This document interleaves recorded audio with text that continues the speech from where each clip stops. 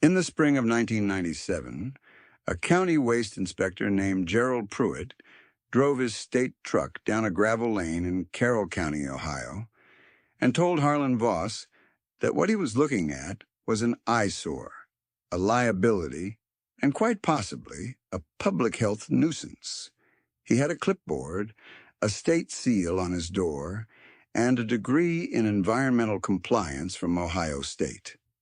He surveyed the half-acre of sorted tin scrap stacked in low rows along the fence line, and said, in the flat, patient voice of a man who has been right about most things, that Harlan would need to clear the site within 60 days or face a municipal abatement order.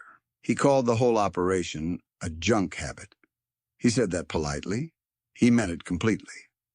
Harlan Voss was 51 years old that spring, and he was known in Carroll County for two things: an almost supernatural stillness in the presence of official disapproval, and a set of hands that had not been idle in the 4 decades since he first bent tin in his father's shed.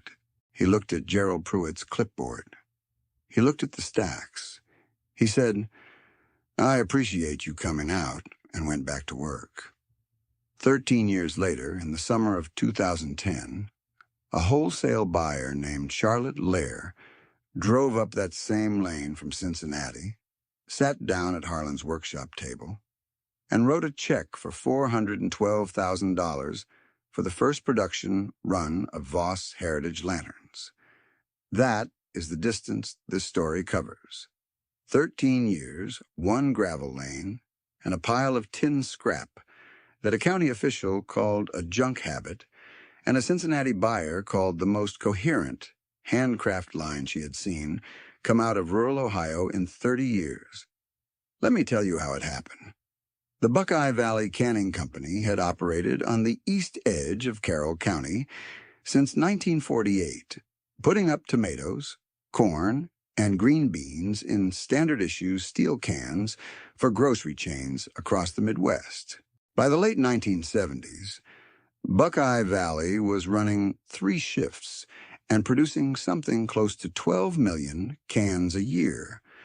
What they were also producing, at a rate that nobody in the front office bothered to track precisely, was scrap.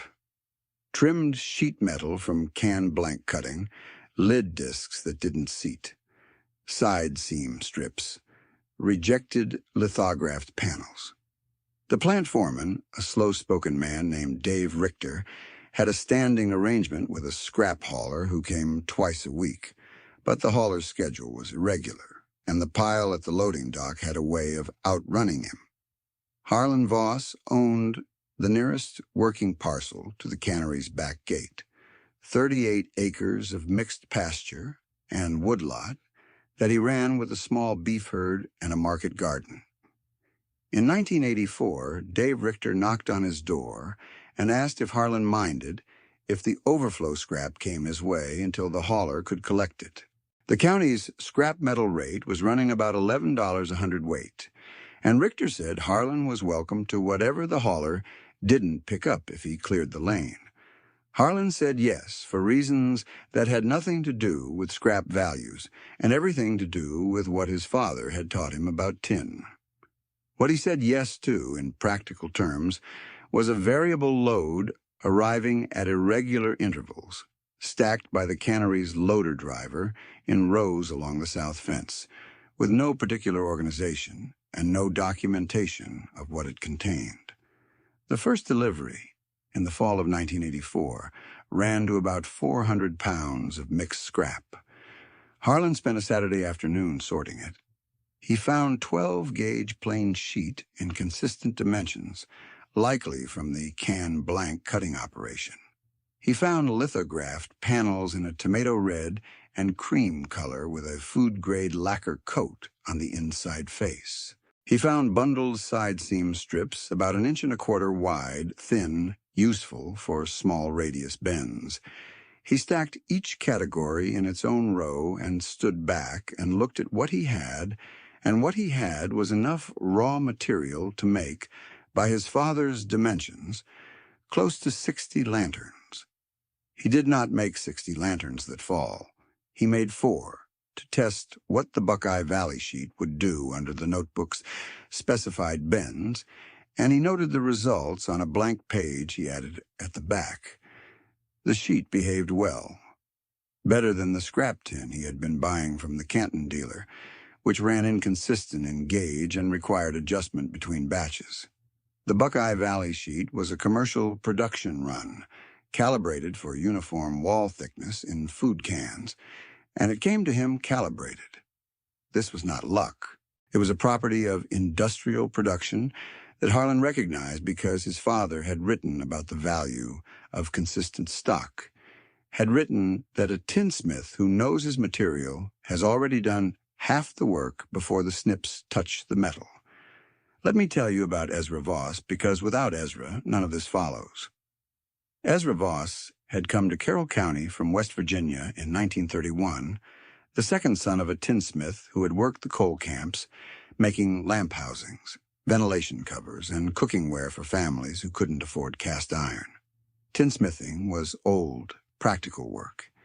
You took sheet metal, you scored and bent and soldered it, and you made things that held, that conducted, that protected a flame. Ezra learned it the way mine camp boys learned everything, by standing beside his father until his hands knew the steps without asking his head.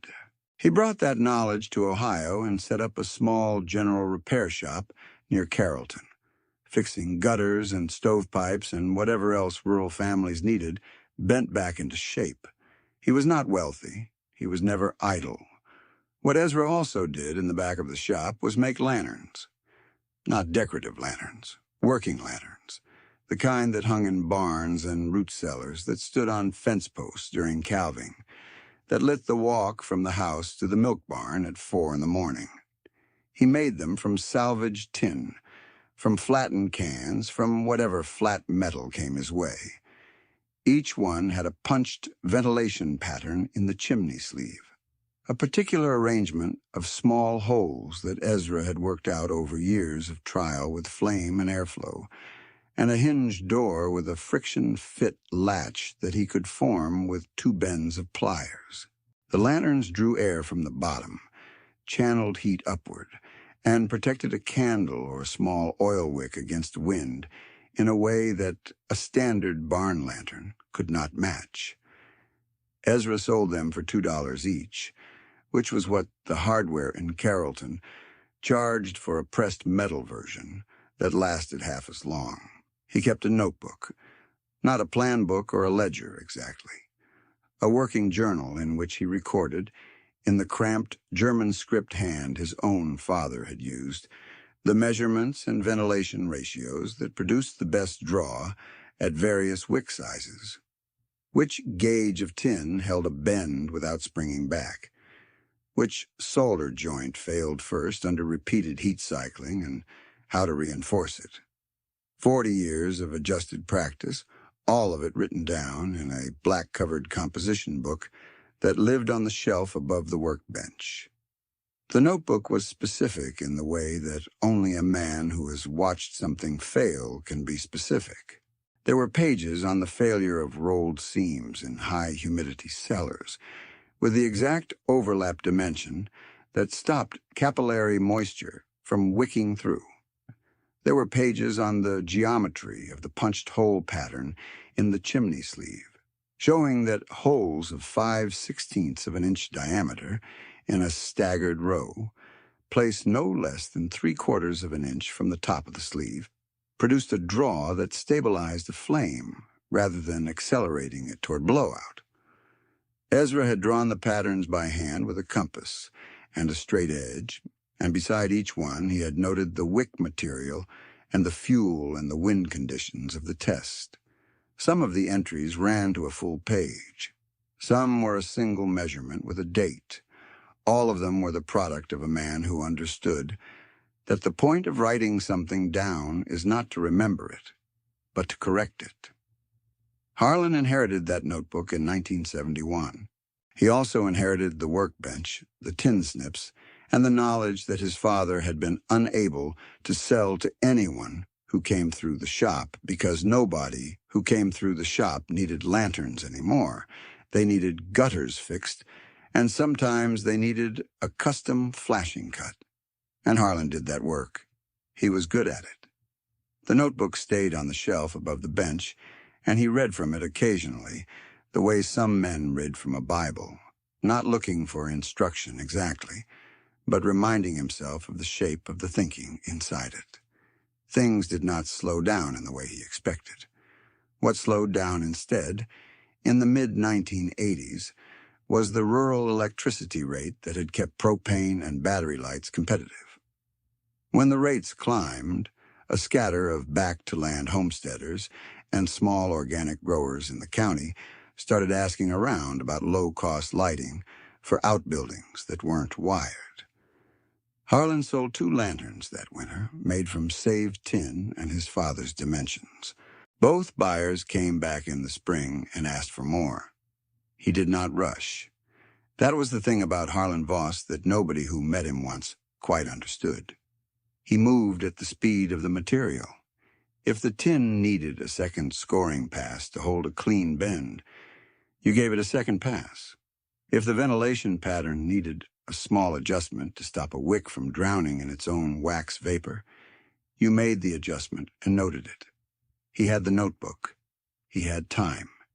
He did not have debt because he had never borrowed against the farm, and he did not have overhead because the shop was his father's shop, and the tools were his father's tools, and the tin was increasingly free because the cannery kept dumping it at his gate.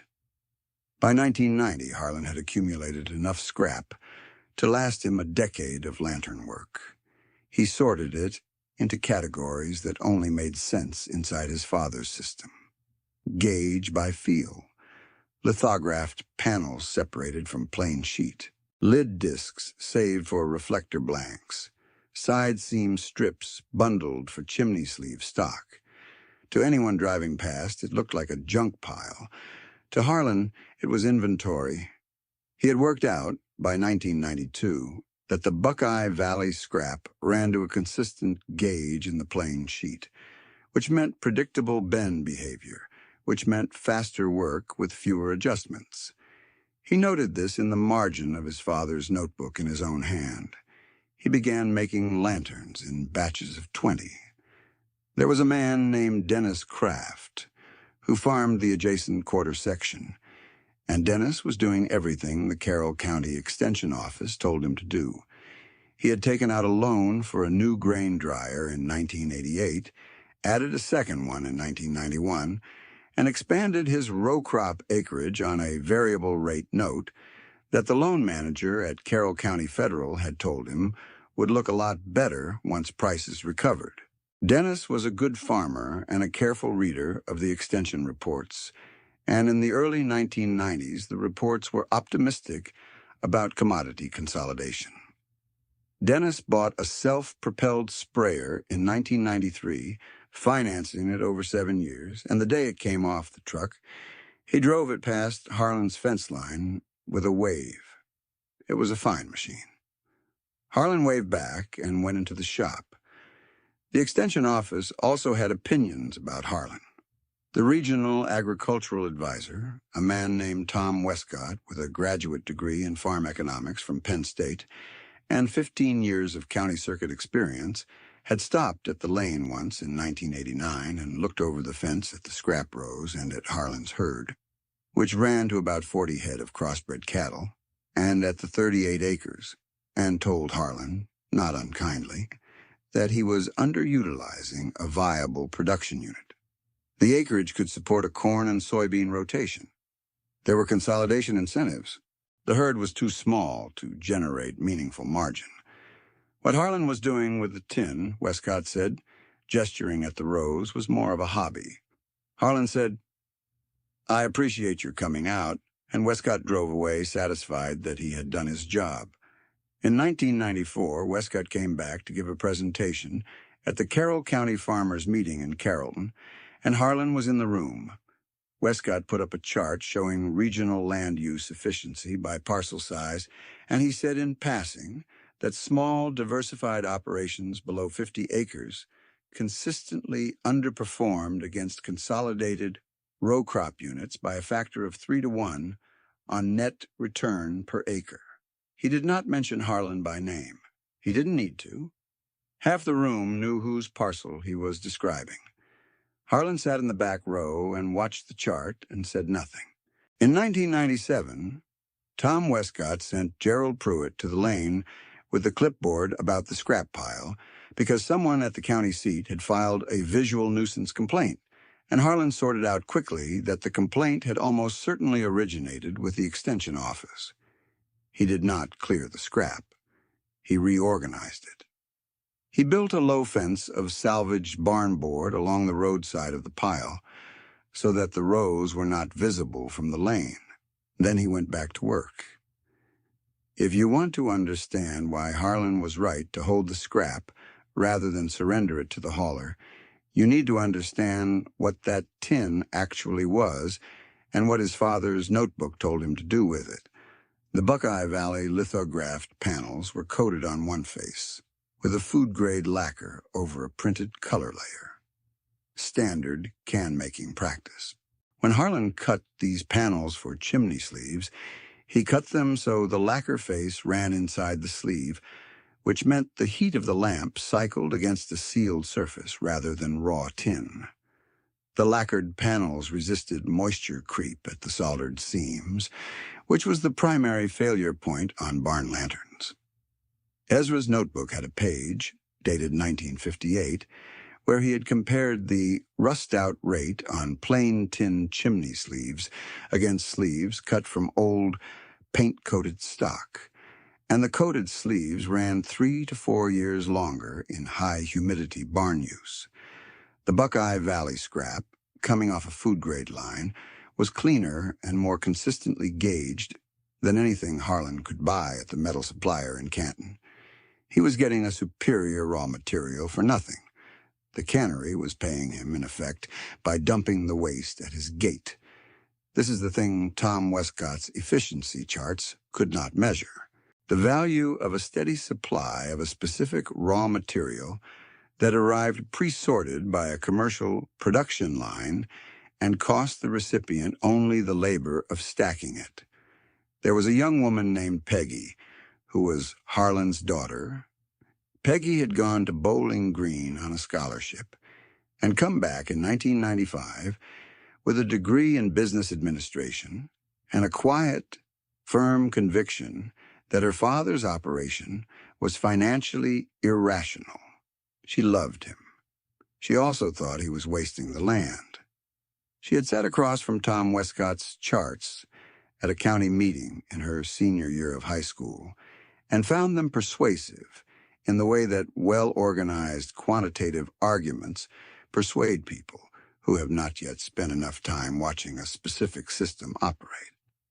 She had done an informal analysis in her third year at Bowling Green as part of a farm enterprise case study. The professor had allowed students to choose from their own families. She had costed the 38 acres at current Carroll County land values and run what she called an opportunity cost on her father's method. The lanterns, at 12 units per month and $8 per unit, were generating less than $1,000 a month. The market garden was awash after labor. The cattle herd was carrying a modest margin on 40 head. Against the extension service projection for corn and soybean rotation on that acreage, which her professor had found credible, Harlan was leaving somewhere in the range of $22,000 per year on the table. She had shown the case study to her professor, who had given her an A and said it was one of the most clearly argued papers he had received that semester. She had not shown it to Harlan. Peggy went to work for a Columbus accounting firm and drove home for Sunday dinners and watched the scrap pile grow. In the summer of 1998, she sat at the kitchen table with a legal pad and walked through her father's numbers with him. 40 head of cattle, the market garden, the lantern batches. She asked him what he thought he was building. He did not answer immediately. He got up from the table and went to the shop and came back with the notebook and set it between them on the kitchen table, under the hanging lamp. He opened it to a page near the middle, a page in his own handwriting that he had added in 1996, when he had spent 3 weeks working through a problem with the wick behavior at low oxygen environments. The page showed a ventilation ratio calculation, a set of hole diameter and spacing figures that produced what he had come to call the deep draw pattern, a chimney perforation arrangement that created a laminar airflow column inside the sleeve. The column stabilized a flame in crosswinds that would extinguish a standard lantern. He had tested it over 2 winters, hanging lanterns on the fence posts during cattle checks in January. And he had the failure rates noted in a column on the right side of the page. The standard commercial barn lantern failed in his test conditions at sustained winds above 14 miles per hour. The deep draw configuration had not failed once. Peggy looked at the page for a long time. "Have you shown this to anyone?" she asked. "I've sold the lanterns," he said. "I mean to a buyer. A wholesale buyer." He had not. He had been selling them out of the farm stand at $5 and then $8, and then, by 1998, $12 each. And they sold as fast as he made them. Buyers came back. Some drove from as far as Tuscarawas County. He had never sought a wholesale relationship because seeking a wholesale relationship required presenting yourself as a supplier rather than a craftsman, and Harlan was not comfortable with the distance that presentation put between him and the work. He was a tinsmith who kept notes. He was not, as he understood himself, a businessman. Peggy drove back to Columbus on Sunday evening and sat at her apartment desk for 2 hours and then began making phone calls on Monday morning. This is where the story changes pace, though the pace on the farm did not change at all. Harlan kept the same schedule. Mornings with the cattle, afternoons in the shop, evenings with the notebook. The deep draw pattern had evolved again by the spring of 1999, an additional set of secondary ports at the base of the chimney sleeve that stabilized the draw at low wick settings, which was the position most buyers used for overnight barn lighting. He made a batch of 30 with the new configuration and tested them through the winter. Dennis Kraft, next door, was having a different winter. The commodity price recovery that the extension notes had projected did not arrive on the schedule the notes had implied. The variable rate on Dennis's operating note climbed in the spring of 2000, then again in 2001. The grain dryers were running efficiently, but efficiently against a margin that had narrowed considerably since 1991. Dennis refinanced in 2002 on a 7-year fixed note, and the loan manager at Carroll County Federal, a different manager from the one who had signed the original note, said this was the prudent thing to do. Dennis believed him. He was not wrong to believe him. The advice was sincere, and the numbers at the moment supported it.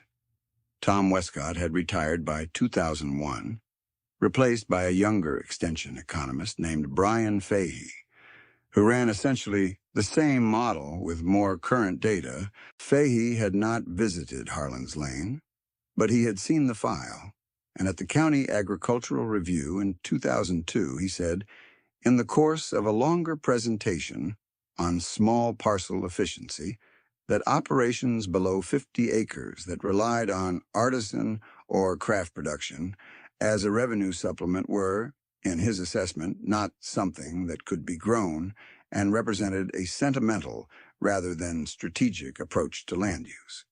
He was 34 years old and had his Penn State degree 3 years behind him, and had not yet encountered an operation that punished his model's assumptions. He meant what he said. The room was smaller than it had been in 1994. Dennis was not in it. He was home watching his cash flow. Harlan was not in it either. He had stopped going to the county reviews after 1997. not out of bitterness, but out of a simple calculation about time.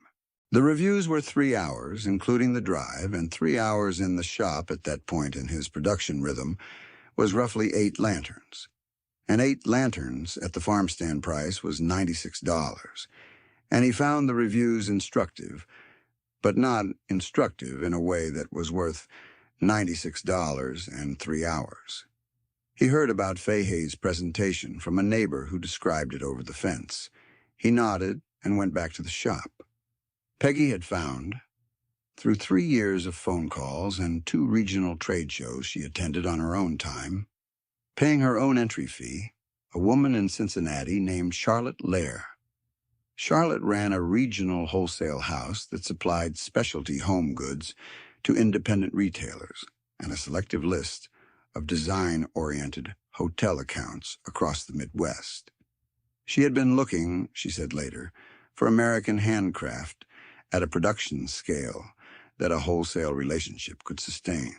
What she meant by that was something made by a real person, with a real method, in sufficient quantity to fill a twice-yearly order without the maker burning out or changing the product.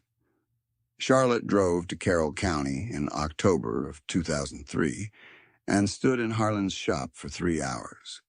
She did not say much. She handled the lanterns. She held one up to the afternoon light coming through the shop window and turned it slowly. She asked Harlan where the scrap metal came from, and he told her about the cannery, and she stood still for a moment looking at the rows of sorted stock through the window.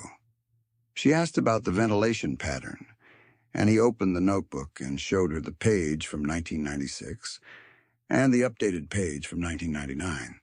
She read slowly, the way people read things they are genuinely trying to understand. Then she said, "I want to place a trial order, 100 units. Can you do that in 60 days? Harlan said he could do 80 in 60 days if she wanted the full deep draw configuration. She said she wanted the full configuration. She drove back to Cincinnati, and the check for the trial order arrived 10 days later. Harlan deposited it, bought 2 new pairs of tin snips and a second soldering iron, and went to work.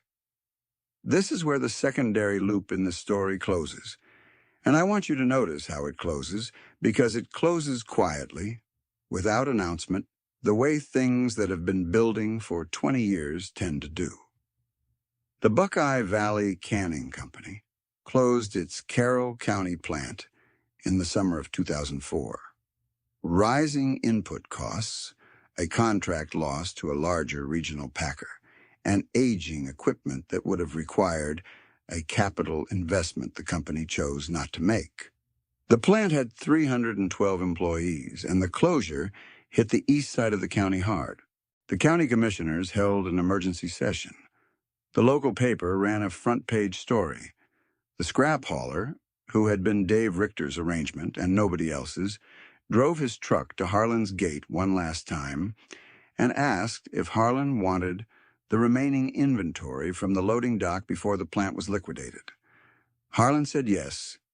He spent 4 days moving it to his sorted rows with a flatbed borrowed from a neighbor. By the end of the 4th day, he had enough plain sheet stock to last him, he calculated, at the production rate he had held for the past 2 years, close to a decade. He went inside and wrote the number in the notebook's inside back cover. Not in dollars, in years. Charlotte Lair's second order came in January of 2005, 360 units in 2 configurations. Her third order, in the fall of that year, was 520. The retail buyers she supplied had discovered that the lanterns sold at a different price point than she had originally estimated, because the customers who bought them, she reported, bought more than one. They bought them as working objects, and they bought them as gifts, and they bought them because the deep draw pattern meant they could leave a lantern burning in a barn corridor or on a covered porch through a night of wind without concern. She was selling them at $48 retail. She was paying Harlan $22. Dennis Kraft refinanced again in 2006. The 7-year note from 2002 had reset, and the new terms were not what the 2002 manager had implied they would be. Dennis went to see the new loan manager at Carroll County Federal and came home to his kitchen table and sat for a while. He was not a reckless man. He had done what he was told by credentialed people who meant well. He drove over to Harlan's Lane in the early evening. Harlan poured coffee, and they sat in the shop among the sorted rows of stock. Dennis looked at the lanterns on the shelf and at the notebook on the bench. He had been looking at these things across the fence for 20 years, and he had never asked about them. He asked now. They talked for 2 hours. Harlan did not tell Dennis he had been wrong. He said that the land would carry what the land would carry, and that every piece of ground had a logic to it that took time to hear. Dennis asked if Harlan had any work he could subcontract. Harlan said the punching and sorting was something a man with a full day and a decent eye could do, and he would pay $8 an hour for it. Dennis said he appreciated that. He came back the following Monday, and the summer of 2007 brought a drought that settled across Carroll County and the adjacent counties in June and stayed through September. The county average corn yield that year dropped to 61 bushels per acre against a 10-year average of 138. The pasture grasses on Harlan's 38 acres, a diverse mix of orchard grass, timothy, red clover, and native fescue that he had never converted to monoculture because Ezra's notebook had a brief page on pasture diversity and drought resilience written in the dry summer of 1952, stayed green 2 weeks longer than the neighboring fields. He still carried 42 head through August without supplemental hay, though the last 2 weeks required him to supplement. Dennis's corn came in at 54 bushels to the acre. The grain dryers sat idle because there was nothing to run through them. The operating note came due in October. The Carroll County Federal Loan Manager called a meeting in November of 2007 with 8 farm accounts that were in varying degrees of distress. It was not a comfortable meeting. The room was a conference room off the main lobby, lit by overhead fluorescent, with a round table that seated 10 and 8 men sitting around it who would have preferred to be anywhere else.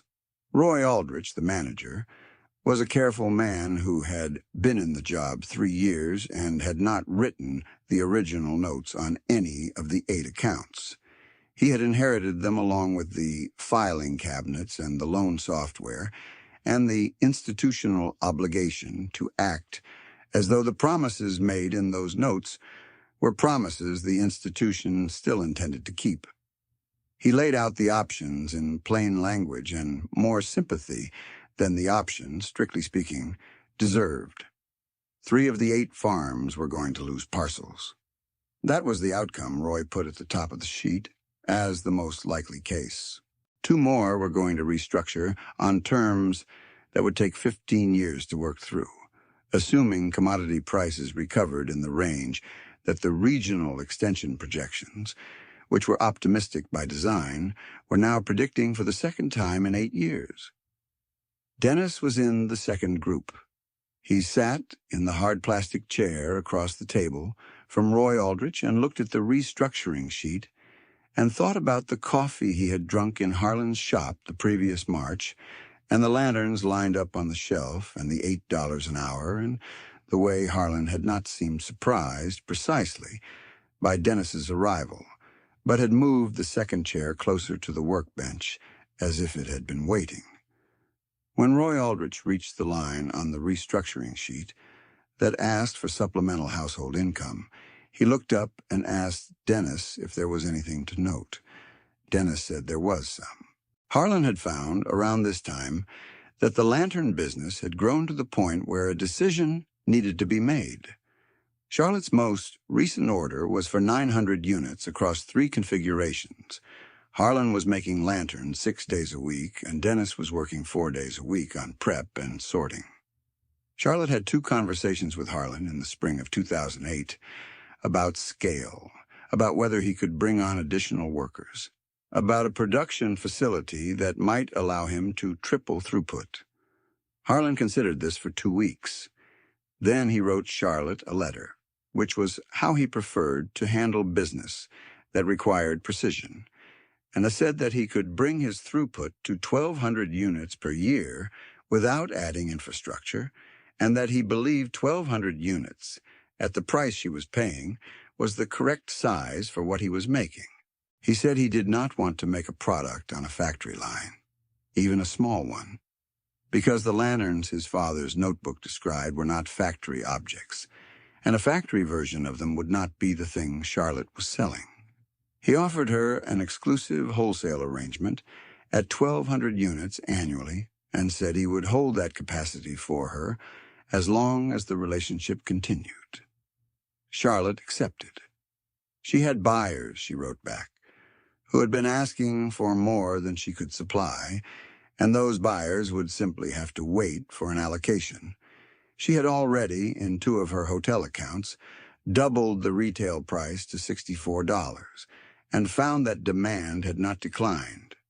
She enclosed with the letter an article she had clipped from a regional design publication describing Voss Heritage Lanterns as an example of what the writer called authentic American utility craft. She had underlined the word authentic. Tom Westcott read that article.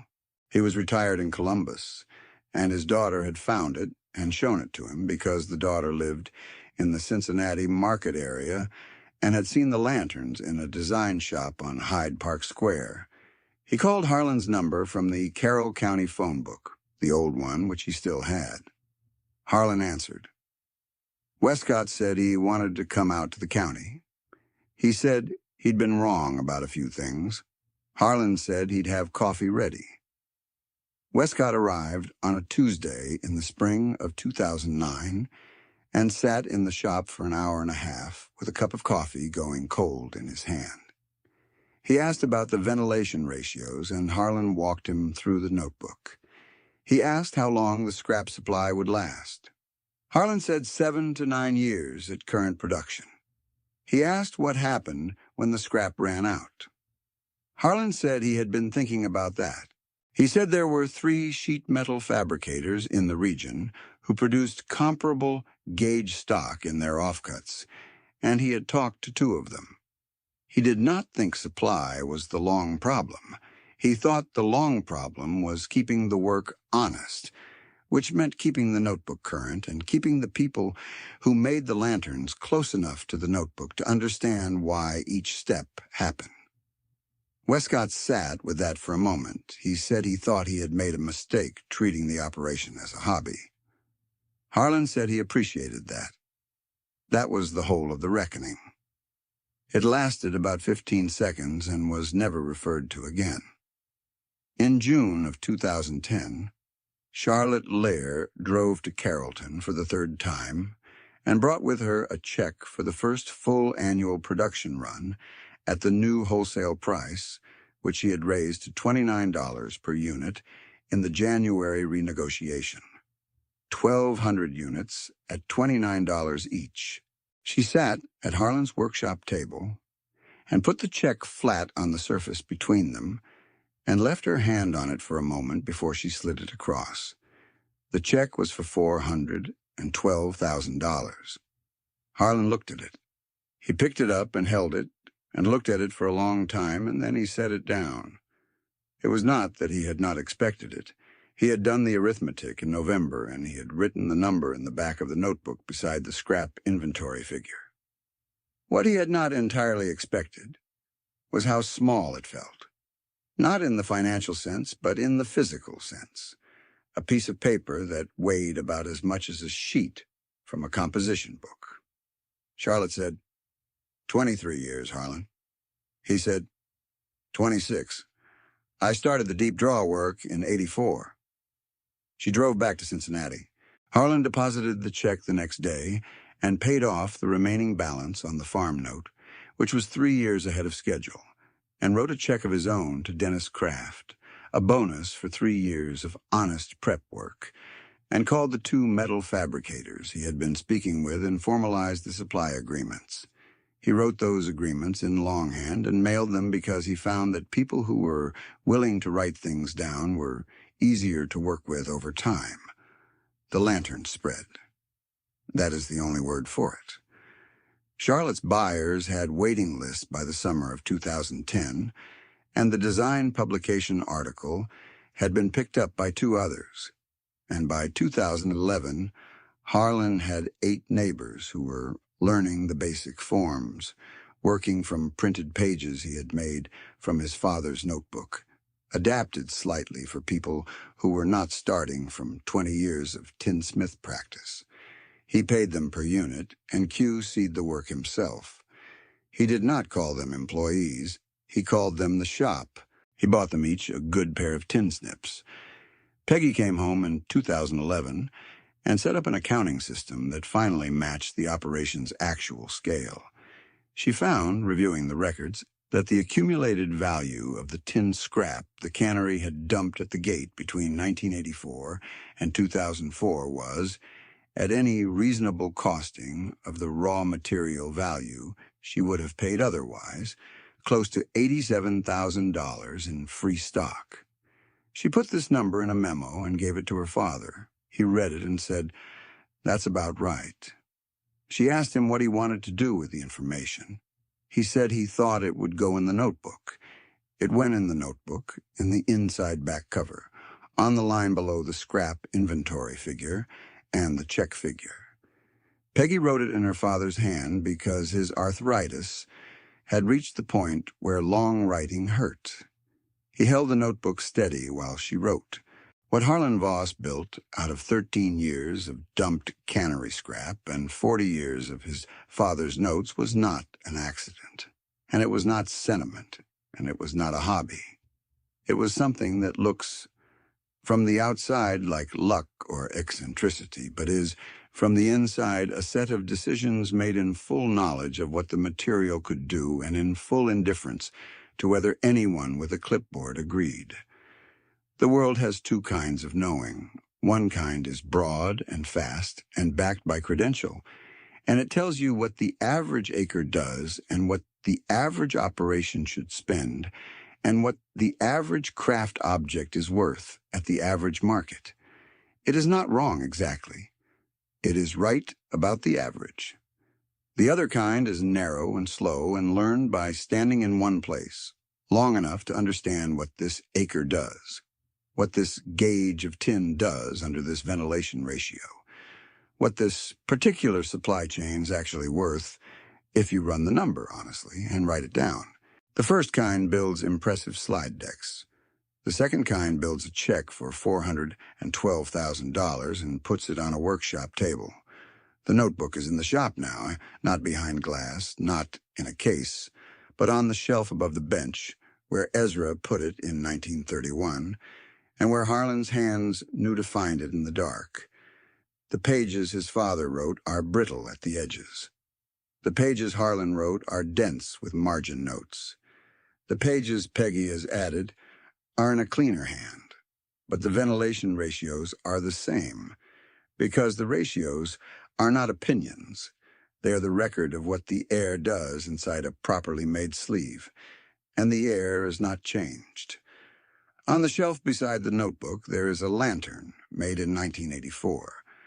The first one Harlan made from Buckeye Valley stock. It has been burning, on nights when the shop is open late, for 37 years. The wick is different. The glass is different. The tin sleeve is the same deep draw pattern, the same soldered seam Ezra described in 1958. It has not rusted. It has not failed.